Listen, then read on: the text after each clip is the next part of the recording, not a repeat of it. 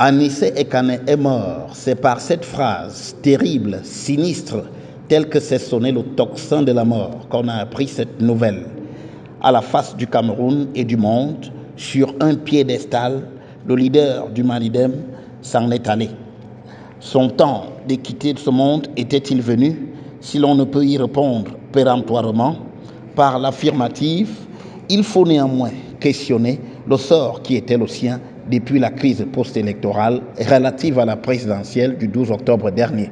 Sur ce point, l'on ne peut manquer de pointer le fait qu'il a été privé de son extracteur d'oxygène pendant de longues semaines.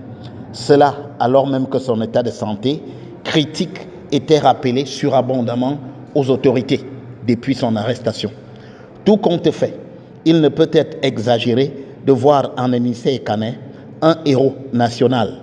De fait, depuis la mort de Omiobe, Félix Roland Moumié, Ernest Ouandié et Hossein Dafana, aucun autre leader politique camerounais n'avait plus montré un tel sens du sacrifice, y compris en donnant de sa vie, comme Anissé Ekane vient de le faire.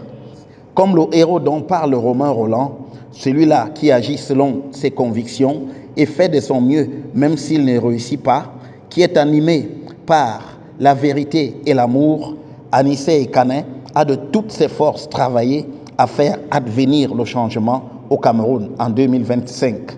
Après avoir jeté son dévolu sur Maurice Kamto, il s'était rabattu sur Issa Chiroma Bakary qu'il avait porté au nu. Sa détermination à l'image de l'UPCiste entier qu'il était en a fait une figure emblématique. Jusqu'à son dernier souffle, Anissé Ekane, qui avait déjà connu les affres de la prison politique, y a terminé son parcours terrestre, porté encore et toujours par son incommensurable amour pour le Cameroun.